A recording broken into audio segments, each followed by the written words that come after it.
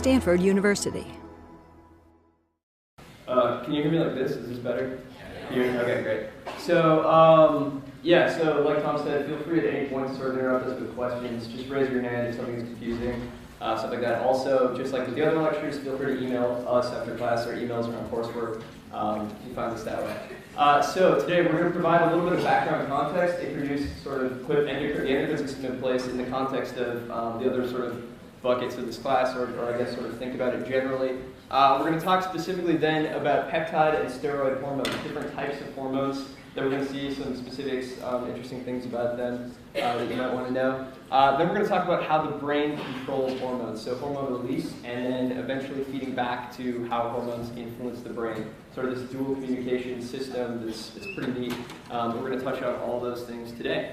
So Tom's going to start out with some background context.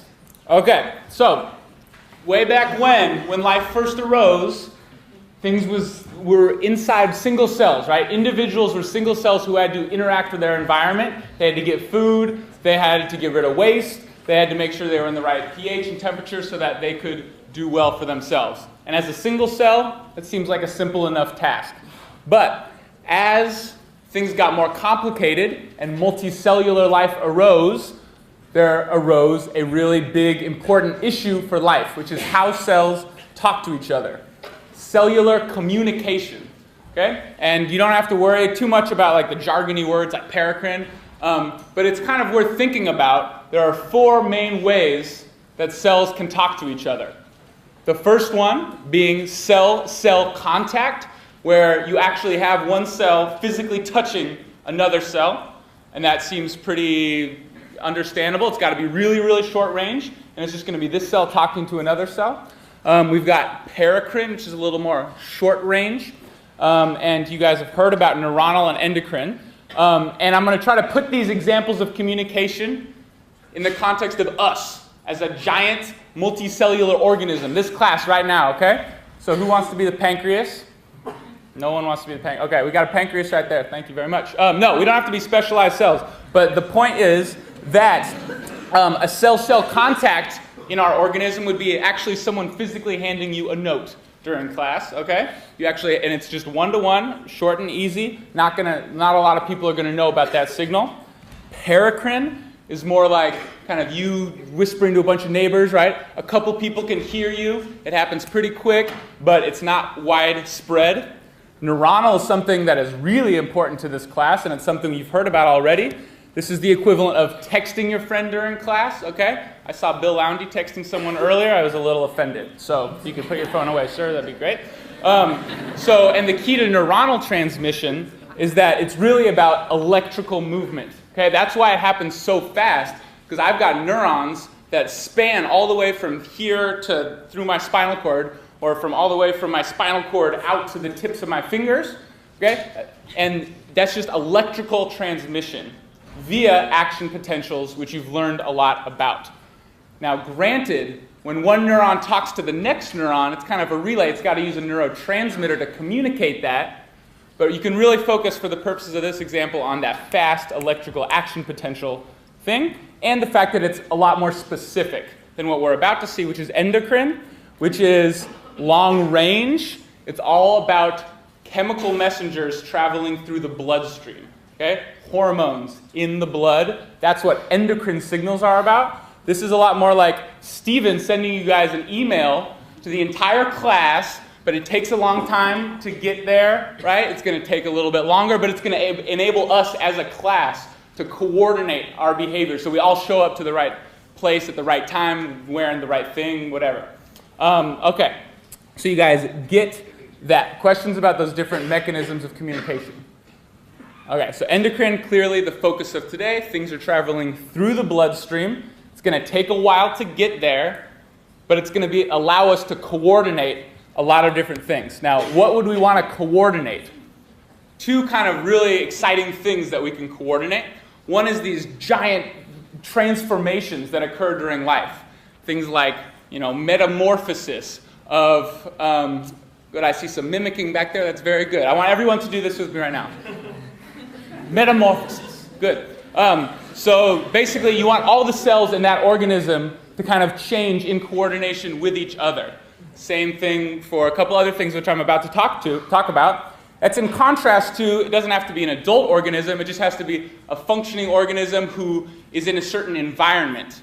And in that environment, oh crap, I need to get all my cells on the same page because we've got to address this particular environmental thing.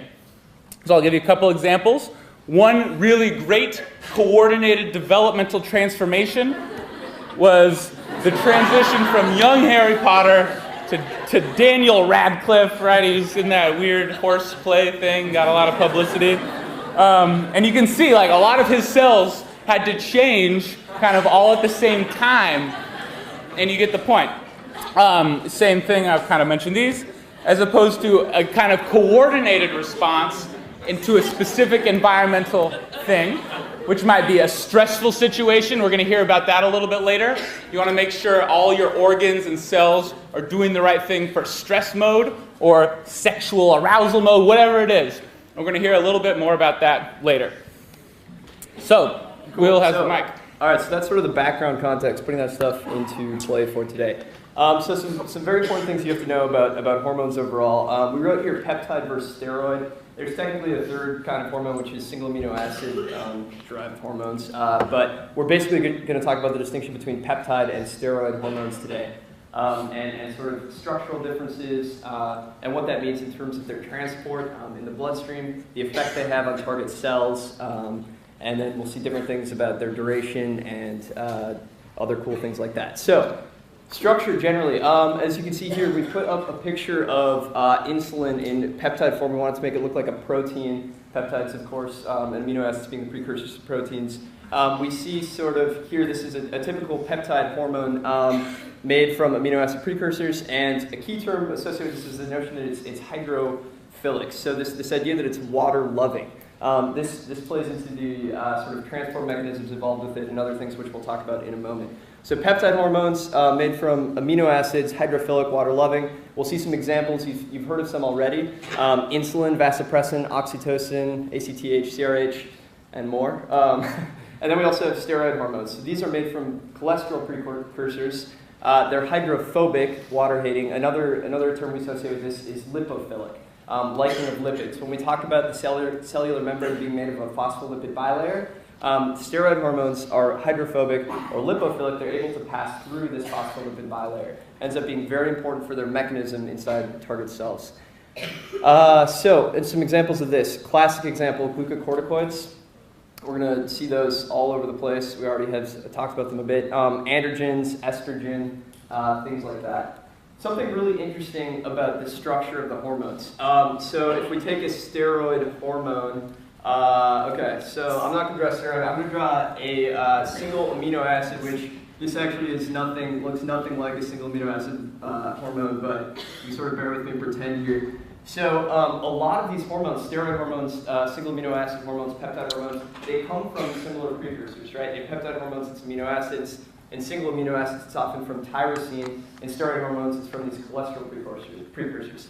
Why is this interesting? It's interesting because when they come from the same precursor, they end up looking very similar. So one might have this here, so this might be one hormone, and then we might have a nearly identical one underneath, but now it has just another subtle chemical shift. Chemical structure doesn't really matter. The point is that if you're familiar with some organic chemistry, you have just subtle chemical shifts leading to different hormones. Interestingly, from an evolutionary standpoint, this suggests the need for basically having receptors specialized for these subtle chemical differences in the hormones. Norepinephrine and dopamine have just a slight difference like this, right? But the effect, if the receptor wasn't able to distinguish those between those, it would have a drastic effect. So it's very important from an evolutionary standpoint to have receptors that can distinguish these subtle differences in the hormone chemical structure. That sounded really technical. Any questions on that sort of general idea? Is that cool? Okay. That does remind me of one thing that I didn't make a distinction between when I was talking about neuronal versus hormonal transport. Okay? A lot of times we will kind of throw out these words, and there's a lot of jargony words, norepinephrine, blah, blah, blah. And it's kind of good in your mind to be able to separate between hormones things that are really these classic things that travel through the blood as signals, and neurotransmitters, right? Neurotransmitters being, they're also chemicals, and they also need to communicate cell to cell, but they are going to be just in that synapse, okay? From one neuron to the next in the synapse that you've already heard about. And just to make your guys' lives awesome, can be overlap. There can be neurons that release their neurotransmitter into the blood, at which point they become hormones. So things like dopamine and epinephrine, right? Things you might associate with neurotransmitters can also be hormones, depending on what context and all that stuff. So just something to really focus your attention on when you're distinguishing these signals. Okay, cool. Thanks. So we talked about the structure very briefly. From that structure, we can talk about sort of differences in transport. We talked about hydrophobic versus hydrophilic. The images should have done an animation style pop up. So our peptide hormones are going to be water soluble. They're going to travel freely through the bloodstream. We have, I guess our example here is people riding a roller coaster. These monks are just riding free, looking good. You can imagine the monks as sort of examples of these peptide hormones traveling freely, dissolved through the bloodstream. Not really dissolved, but that's okay. So, peptide hormones traveling freely through the bloodstream. Steroid hormones, however, they're not water soluble, so they need to be bound to a chaperone. This is our example of a chaperone guiding this hormone through the bloodstream. So, it's just sort of an interesting thing to note about their transport. We may talk about this a little later in other contexts. Other interesting things we can learn from the structure. So interaction with the target cell. When Tom was talking about the context here, it's really important that we understand how hormones interact with cells, right? They require a specific receptor for each individual hormone. We talked about the importance sort of the specificity of that. Peptide hormones and steroid hormones sort of have generalized mechanisms that we're going to talk about, ways in which they interact with target cells. Peptide hormones on the left here. So peptide hormones, because they can travel freely through the bloodstream, let me step back. They can travel freely through the bloodstream because of their structural properties. However, those same structural properties, the fact that they're hydrophilic, prevents them from being able to travel through the phospholipid bilayer of a cellular membrane. So the receptors for peptide hormones are on the surface of these cells. Their surface receptor, cellular membrane, the receptors are on the cellular membrane. Because of that, they're typically associated with these what are called secondary messenger responses. The details of this, I think a lot of you guys have been exposed to this in all sorts of biology or human biology, but if you haven't, generally what happens is a peptide hormone binds to a receptor on the cell membrane and then sets off what we always call this cascade response, the secondary messenger cascade response. This is actually really interesting. It can lead to a number of different effects. One thing it can do, which we'll talk about when this is a neuron, is it can activate ion channels, sort of helping ion channels to open or close. We'll talk about that in terms of membrane potential later on. Another thing it can do, and this is the classical example with peptide hormones, is it sets off the secondary messenger cascade that affects proteins within the cell, directly within the cell. So we can think of peptide hormones generally as having action on proteins within the cell. And that's sort of the end effect of the secondary messenger cascade. They also technically can go into the nucleus and affect transcription. However, that we tend to associate more with steroids. And we'll look at some of the complexities and complications of this later on. You'll hear about this. But I would say generally it's important to note that we tend to associate peptide hormones with these secondary messenger cascades affecting proteins existing within the cell at the moment. The onset tends to be relatively quick, and the duration is relatively short. We're going to talk about this in comparison to steroid hormones, and we can see why the relative onset duration is different. So because it's affecting proteins that exist, we can say that the duration is relatively short. And as we said here, may affect protein activity. Steroid hormones, by contrast, they travel through the blood on these chaperone protein carriers. And then when they get to a cell, they're able to diffuse through the membrane and actually bind to receptors located within the cell. Classically, we talk about steroid hormones passing through the membrane, binding to a receptor, and then going directly to the nucleus to affect transcription. So this is sort of our classic example, main effect transcription. the onset then slower and the duration longer. It takes longer to start these transcriptional processes, and it's lasting a lot longer. We're changing the rate of synthesis of proteins rather than changing the proteins that currently exist. Okay. As always, feel free to interrupt if anything seems sort of confusing. So those are sort of some of the generic examples. Insulin would be a classic example of a peptide hormone. Glucocorticoids is our steroid hormone. We'll see this coming up again and again. We may touch on this again today in the lecture. Cool. So just to does anyone have questions off the bat? Yes. For the steroid hormones, it's like a receptor floating in the middle of the cell. Like, would that be like on the nuclear envelope, or is it like on something else? Great question. So the question was for the receptor for this in this image, by the way, courtesy of Professor Spolsky. Thank you, wherever you are. The receptor is located within. The question is, where is that receptor located for the steroid hormone? Is it on the nuclear membrane? Is it within the cell? Classically, we're going to talk about basically receptors being located in the cytoplasm. There are examples you'll see if you look, even if you did a Google Images search, you might find examples of steroid hormone coming in, binding a receptor, floating in the cytoplasm that's then taken into the nucleus. Basically, we associate the receptors as somewhere within the cell, perhaps on the nuclear membrane, perhaps somewhere else in the cytoplasm, and the steroid hormones bind within there and sort of carry out effects from that. And you could easily also imagine there being a receptor protein that's already sitting on the DNA, just waiting to be activated. And then when the steroid hormone travels the entire way into the nucleus, that's when it hits the receptor. So yeah, both work. Other questions? Yeah? What is cholesterol made of? So cholesterol, I have no clue what it's made of. I know generally what its chemical structure looks like. If you look at the steroid hormone picture from the other page, the chemical structure, cholesterol precursors are sort of similar ring structures. You can look it up. I think it's an interesting question.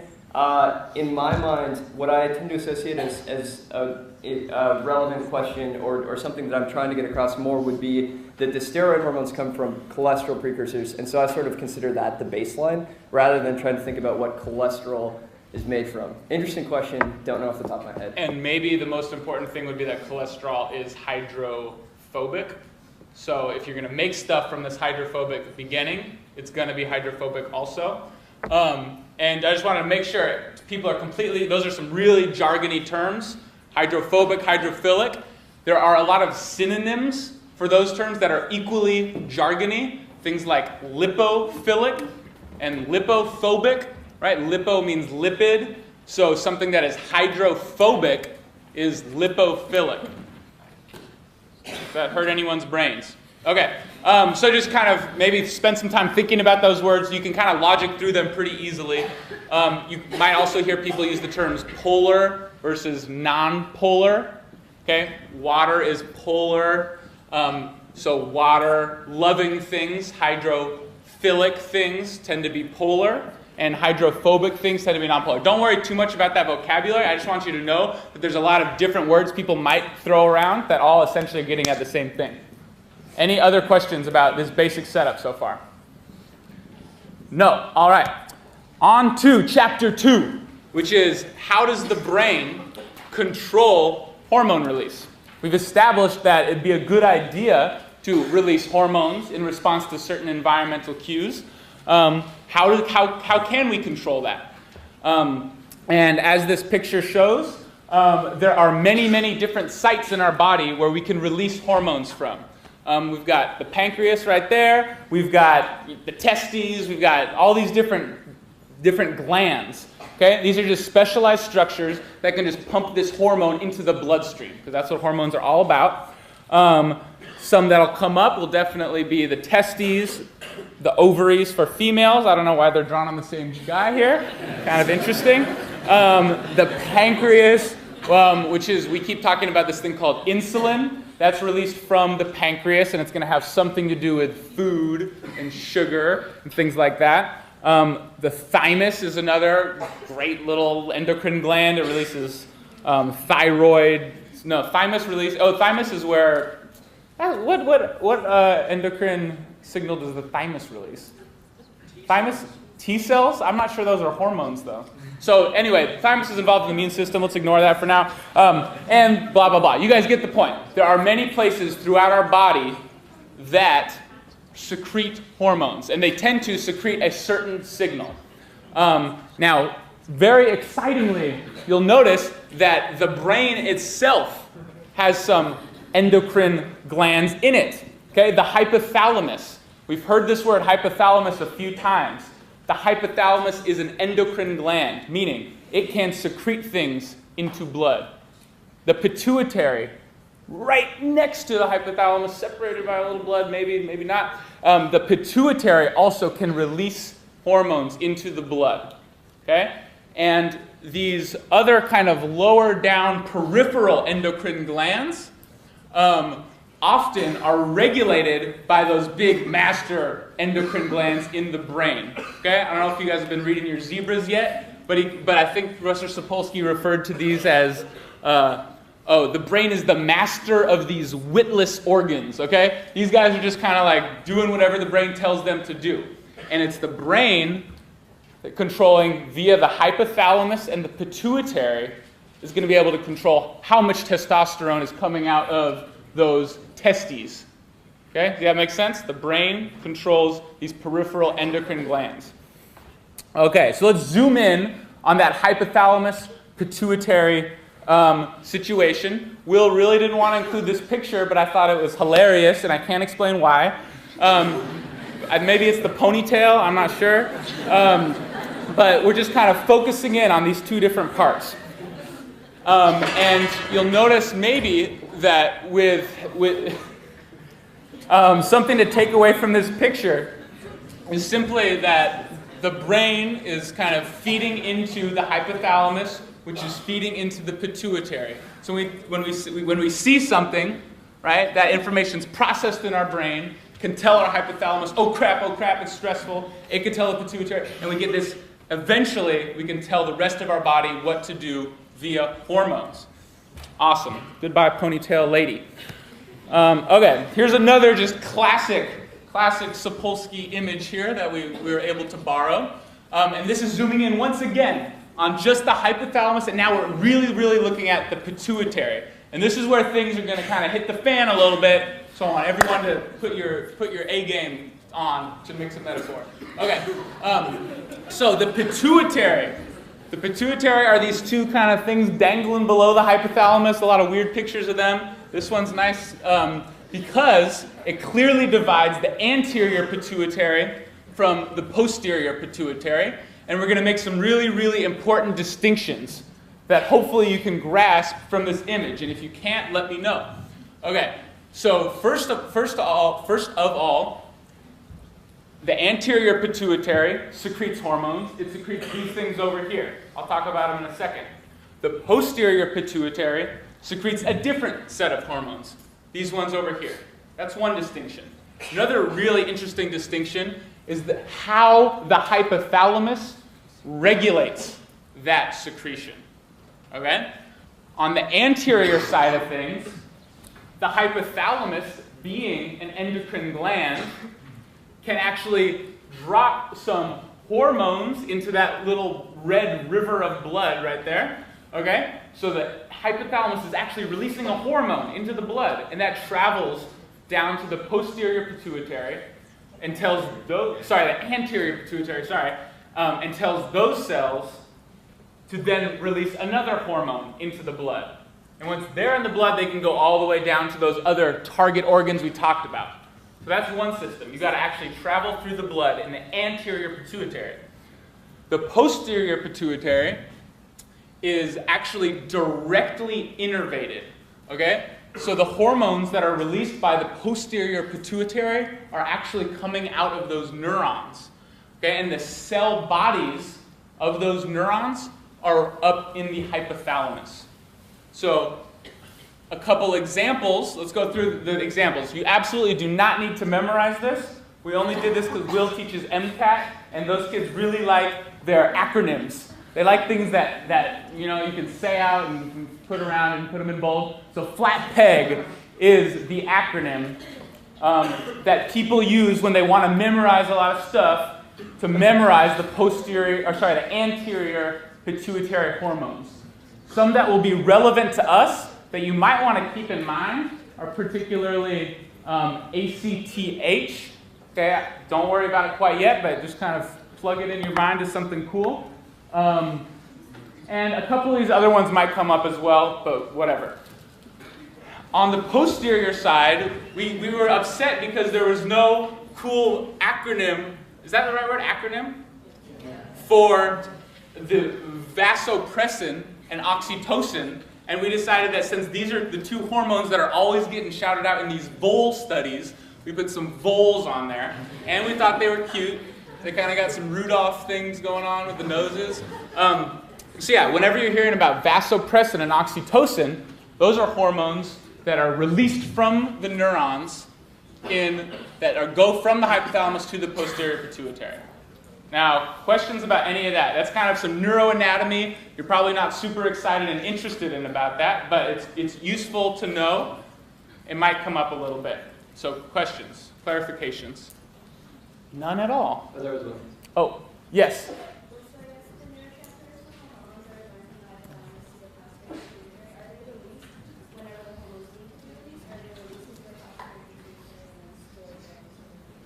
Oh my, that's a great question.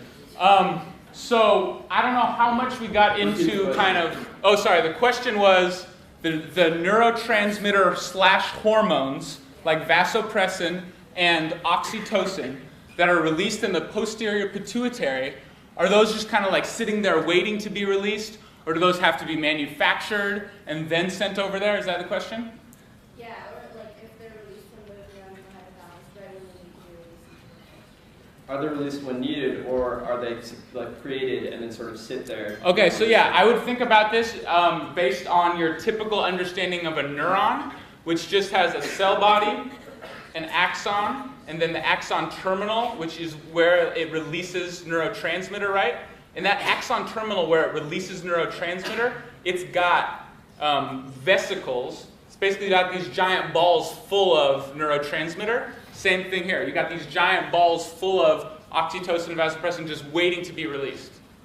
But are those made in the hypothalamus? Those, like any other neuron, those are synthesized, produced in the cell body of that neuron, which exists in the hypothalamus.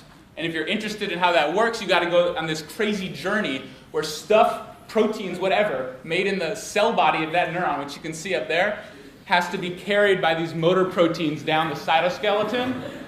They walk like this. I'm serious. And they have to walk all the way down the cytoskeleton to get there so that they can just wait for the right signal. That's an excellent question. Also, there's getting at a deeper issue, which is what is it that leads to this hormone release, and we are going to cover that in our chapter 3 coming up. Yeah. So yeah, clearly there are neurons telling the hypothalamus neurons when to be activated, when to release vasopressin. Other questions about this slide? Is anyone totally confused as to what it is even talking about, or you guys feel okay? All right. One last thing on this one is I'd like to contrast it to Dana's excellent talk on the autonomic nervous system, okay, where you guys learned a lot about a lot of different things, including the fact that the brain can control the autonomic nervous system, right? And the brain actually sends neurons with their cell bodies in the hypothalamus, and instead of sending them to the pituitary, it sends them some other route down your spinal cord and out. And when we were talking about the autonomic nervous system, and it being also controlled by the hypothalamus, this is just kind of a reminder, okay? The brain and the hypothalamus are really, really important for regulating a lot of things. In the case of endocrine systems, this is how it works. Cool.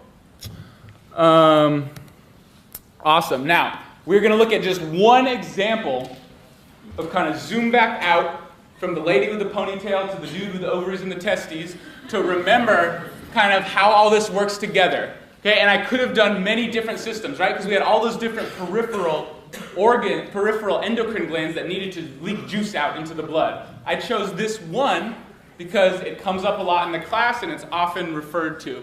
Okay, so it would be the hypothalamic pituitary adrenal axis. The adrenal gland is one of those several glands. Okay? It is regulated by whatever hormones are in its environment. Okay? And whether that hormone is there is thanks to the pituitary and so forth. Okay? There's this kind of cascade of events that allow the brain to control a peripheral gland. And in terms of exactly which hormones do that, we see that the hypothalamus is going to have to leak some CRH into that portal vessel that we saw for the anterior pituitary, right? So those neurons on the upper left would leak some CRH. I might even choose not to tell you what CRH stands for, and let's just say it's CRH. And then CRH travels through that blood until it gets to those neurons where it activates ACTH. Okay? It activates neurons, or sorry, not neurons, it activates endocrine cells to secrete ACTH into the blood, and then that travels through the entire body's bloodstream. Okay, so it's going to go all over the place, but it just so happens that the cells that really like to respond to ACTH are in the adrenal glands. So the adrenal cortex is kind of chilling right on top of your kidneys, having a good time, and when ACTH is present, it will release glucocorticoids. Now that's a big scary word. It's a very important word. Okay, because it's involved. This is the stress hormones, and for those of you guys who have started reading Zebras, you'll have read a lot about glucocorticoids already.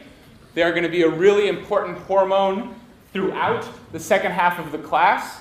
So glucocorticoids, stress hormones. One specific one that often gets referenced is called cortisol. Okay, and we don't have to worry about it too much right now. Just remember, stress hormones are getting pumped out. So we kind of understand these first two positive arrows, I hope. Brain sends an arrow to the pituitary, sends an arrow to this via hormones. Now, when cortisol comes out and it travels through the systemic blood circulation, it's kind of knocking on all the doors of every single cell in the body saying, like, yo, I'm cortisol, I'm here to party. And if that cell has a receptor, this is a theme coming up, then it will respond. Okay? And some of the cells that have receptors for cortisol are in the pituitary, and some are in the hypothalamus. And what that allows for, it allows the pituitary to know how much cortisol is in the system. So when it kind of realizes, oh my God, yay, the ACTH made it there, and cortisol came out, now that I hear the cortisol as the pituitary, I'm going to stop. I'm going to slow down on the ACTH, and I'm going to relax a little bit, and that's something called negative feedback. Okay, negative feedback, big term in biology and all this stuff, just means that the more cortisol you get it to send out, the less ACTH. Okay, it's kind of a balancing mechanism. Brings us back to baseline so that we stop secreting so much dang cortisol. Same thing exists. There's a whole other area for negative feedback in the hypothalamus, and I think that in the more advanced endocrine lectures, we'll learn about another site of negative feedback, okay? Other parts of the brain that when they hear cortisol can slow this cascade down. So any questions about negative feedback? What is the HPA axis? Why does it represent everything we're learning? Okay. Okay, great. Thank you, Tom. So Tom pointed out my least favorite slide of the day earlier. This happens to be my favorite slide. This is one of those slides where it looks like it's fairly simple, but actually a lot of thought went into this.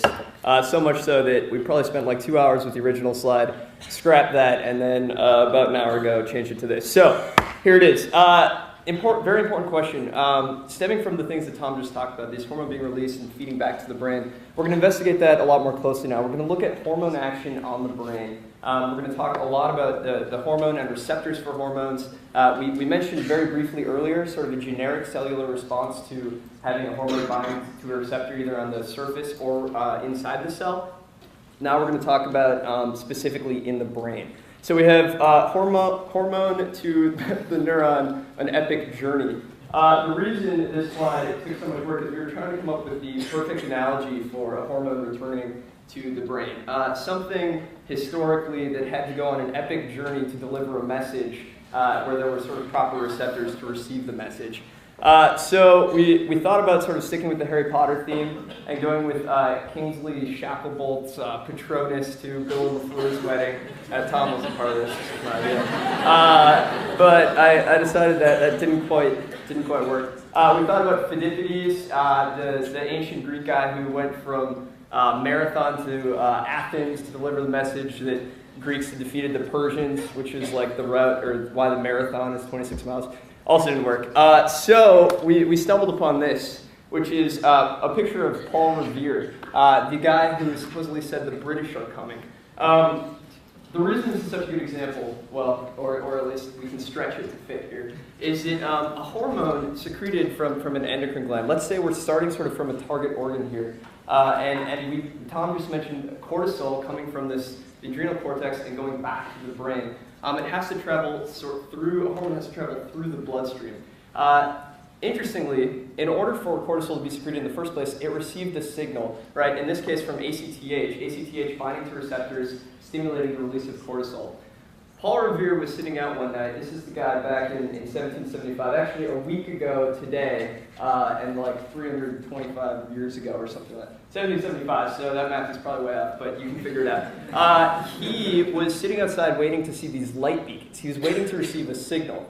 And we can think of Paul Revere as sort of a group of hormones here. And when the signal came in, these two light beacons, he set off on this path through the bloodstream, him on horseback through the roads, and with this message. And he didn't actually say the British are coming. He said, boy, what was it? Something like the normals, something like that. I may have written it down.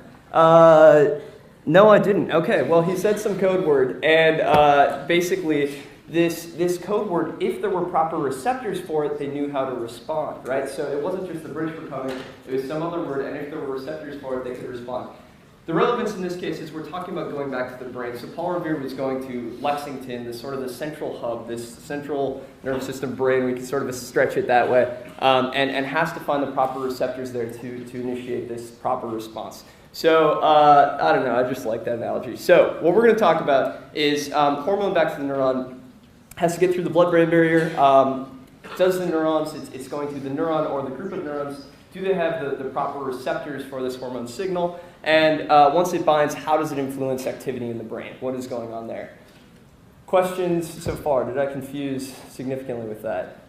Okay, cool. So, we're going to move on. Starting with the blood-brain barrier. So the blood-brain barrier. On the left, we have this picture of just blood vessels in the brain. This is here because Tom sort of has a personal mission. He and I both have been confused about what the blood-brain barrier is, what it looks like. He used to envision, you can tell. It's just really embarrassing, so I'd rather say it myself. I used to think that like the brain was in this barrier that protected it from like the evil blood supply, when it obviously can't be like that because the blood has to get inside the brain and tell every single cell in the brain what to do. And I'm confessing this to you today, that you actually have to picture the blood vessels' access to the brain in a much more complicated way. So the barrier itself is much more complicated as well. Right, so the barrier is constructed by basically these epithelial cells lining the blood vessels, right? The blood vessels extend throughout the brain, just sort of an image of it there, and we have these this blood-brain barrier created by these tight junctions and epithelial cells, sort of a bunch of details that aren't necessarily super important. However, it's interesting because this barrier, this blood-brain barrier, basically tightly regulates what type of things can go inside and outside the bloodstream in the brain. It's very important that we have a lot of control over what's going on in terms of our blood supply in the brain. So hormones, the question comes up, can hormones pass through the blood-brain barrier? We did a bunch of research on this, and basically because these are epithelial cells, phospholipid bilayer, same story. Steroid hormones are lipophilic, they can pass through this this phospholipid bilayer, not much of a problem there. Peptide hormones, generally we know that they can't pass through just on their own, but we looked this up. There doesn't seem to really be a problem with peptide hormones getting to the places they need to get in the brain because they have these carrier transports. They have the ability to get through the blood-brain barrier when they need to. So just sort of an interesting point there. first step, getting through blood-brain barrier, it's helpful to know it exists. It might come up in other contexts later on. Things like alcohol. Alcohol can go right through the blood-brain barrier, and that has certain effects on behavior. It might come up later on. Here's this blood-brain barrier. What can get through it? What can't? What does that mean? What are the implications for that in terms of behavior? Something just to sort of know about generally. So, next step, receptors. So hormones, when they're traveling back to the brain, there have to be appropriate receptors for these hormones. Tom talked about cortisol, an example of the glucocorticoid. Glucocorticoid is a steroid hormone. This is an image of a rat brain and glucocorticoid receptors in the rat brain. We also have mineralocorticoid receptors, which we're not really going to focus on in blue. An example would be like aldosterone. For my MCAT people, you know what that is, but we'll, thanks for the nod, Nate. But we're not going to focus on that. So, glucocorticoid receptors. As you can see, there are glucocorticoid receptors throughout the rat brain. Interestingly, however, we see them sort of clumped in certain areas. What's going on there? This might suggest a particular area that's particularly sensitive to these glucocorticoid hormones, right? So these glucocorticoid hormones come into the brain, diffuse through the membrane, and bind to these receptors located in the brain.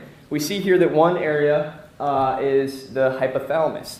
Tom already mentioned one effect of what's going on there, potentially sort of these negative feedback mechanisms, right? Glucocorticoids coming back and helping to regulate or downregulate the release, maybe I shouldn't say downregulate, but basically suppress the release of CRH and eventually ACTH and other things affecting cortisol's release in the first place. We also see these receptors clumped in the hippocampus here. So another interesting potential other type of negative feedback thing going on there. Stay tuned. We may hear more about this later on. Interesting point, though, is that for every single hormone, we're going to have unique receptors throughout the body, but we're looking at the brain right now. So we're going to have unique receptors for these hormones in the brain. We're going to want to be paying attention to when we're looking at behaviors. We're going to want to think about basically where are these receptors in the brain, what types of receptors are they, that sort of thing. On this slide, we wrote receptors, location, type, and how many. So I briefly just talked about location, the location of receptors, how that can matter. Type of receptors. You can have within an individual, you can have different types of dopamine receptors, for example, right? You can have multiple different types of receptors for a particular hormone, and this can lead to different effects depending on what type this is. We also heard about this on sort of the populational level, right? A variation in the type of vasopressin receptor and how that can lead to sort of monogamous versus tournament species type behavior. I guess maybe stay tuned for this, but we've also heard about these things before. So types of receptors are interesting, location of receptors, how many receptors? This is another question that becomes very important. If we have a lot of receptors, we can basically predict that there's going to be a higher sensitivity to the hormone in that area. The low amount of receptors, not as sensitive. When we look at when we talk about Menie's rats, epigenetic mechanisms, this is supposed to be basically affecting the expression of receptors in certain parts of the brain, and then we can see the behavioral impacts of that. So another thing briefly related to how many receptors we have the level of hormone and we have the level of receptors. And both of these things basically impact the behavioral output. An interesting effect we can begin to see happening is that the level of hormone can affect the upregulation or downregulation of receptors. You might start out with a certain amount of receptors, and then if you're flooded with tons and tons of hormone, these receptors then might start to downregulate. The cell might sort of downregulate the amount of receptors expressed on the surface of the cell, and you might see downregulation. Conversely, we might see upregulation if it's not receiving enough of this hormone. Stay tuned for more of this, complexity with this, complications with this, etc. Any questions so far on this stuff? Okay, cool. So, hormone action on the brain. Next, we turn to basically looking specifically at a neuron. As I mentioned before, we talked about sort of the effects on cells. We talked about peptide hormones and the secondary messenger cascades. We put the image back up, talked about steroid hormones and generally affecting transcription. Now we basically want to zoom in on a neuron and see what types of effects could be happening on these cells, these brain cells. So we wrote down here, we summarized very nicely, potential effects of hormones on neurons. Once the hormone binds to a receptor, we can have it change the membrane potential via ion channels. So maybe secondary messenger cascade, if basically some molecule of some sort bumps into another channel, opens it more. Now you've changed the membrane potential of the cell. It either becomes easier, more difficult to start an action potential, something like that. We can change transcription of genes. So it can go in, like we saw this with the steroid hormone going in and basically binding to the DNA, affecting transcription of genes. In this case, the genes, they could be receptors. This might be sort of a mechanism for upregulation or downregulation of receptors, something like that. We can also have, of course, change in protein activity and transport. This, of course, is crucial, right? Proteins could be involved with tons of things. Neurotransmission, formation of new synapses, the things listed there. Basically, hormones can have impacts on all of these different areas. Protein activity, transcription, membrane potential, all these different things. And so at an individual cellular level, we can begin to see sort of the wide array of impacts of hormone binding, what that can do. If you step back and think about this as sort of networks of neurons, not just individual neurons, but networks of neurons, now you can begin to see how hormones can start to shape behaviors more overall. Just these networks of neurons, and those behavioral outputs being sort of the output of these networks. Yeah, question? When you talk about impact on neurons, do you mean cells that are in the brain and the central nervous system, or are you just talking about the brain? Great. So, question. Actually, can you repeat that for me? Like, are we talking the whole central nervous system, or just the brain? Whole central nervous system, or just the brain? So, in this case, I'm talking about neurons that are in the brain, but these might project anywhere. As Tom said earlier, neurons can project to other areas within the brain, can project down the spinal cord and elsewhere. So, the impact could be essentially anywhere that these neurons could project when we're talking about the effect of hormone input on neurons in the brain. The key is the neurons, right, where they project, they'll have a certain impact on, they'll have some certain output wherever they project to. But in the first place, they have to have a receptor for this hormone to bind. So it's just something interesting to note. Other questions? That's not a question. Okay, cool. Good, thanks.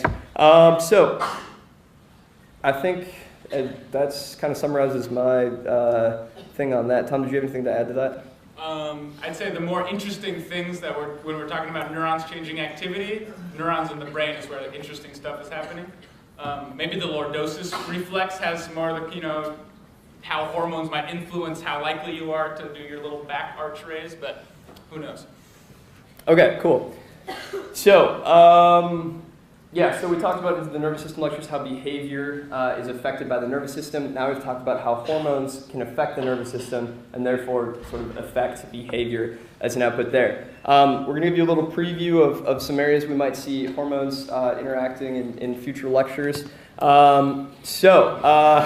Stress. We're definitely going to see glucocorticoids associated with stress response. Here's Harry and Sirius looking sort of stressed. Sexual behavior, testosterone, estrogen, vasopressin, oxytocin. We're going to see these things as players in sexual behavior lectures. Aggression, testosterone again, glucocorticoids, estrogen, epinephrine. Depression. Okay, there's something about that picture. All right. In depression, depression, glucocorticoids, thyroid hormone, estrogen, progesterone, melatonin. Great. So some things. Yeah, just something to add for this slide is we're kind of throwing a bunch of random hormones at you that you might not be familiar with yet. Something to think about is how every single thing we've told you thus far regarding receptors and hormone levels and room for individual variation and all these things, levels, where they are, what type of receptors might influence these things. That's going to be kind of how we walk through a lot of these behaviors. Cool. And then I think the last slide is just take-home points, things that are really excellent for you to try to walk away with, so don't walk away if you don't understand most of these things. But steroid versus peptide hormones and the importance of what it means to be hydrophobic. Okay? Pretty much a lot of the consequences for how we distinguish between these two things depend on whether you're hydrophobic or hydrophilic, so it makes it pretty easy to logic through if you know that basic thing, whether you need the chaperone or not, and where your receptor is going to be. The nervous system control of hormone release. You guys, I kind of hit that into the ground, the HPA axis as one example of how the brain could control peripheral endocrine glands. And then finally, when those hormones are released, how can they influence behavior via neurons? Kind of the long trials and tribulations of Paul Revere. A really excellent analogy, I think. I think you guys would all agree. Basically that's it. So if you guys have any questions, you can shout them out or just come down here and ask us because you guys have fun things to do today. Thank you. For more, please visit us at stanford.edu.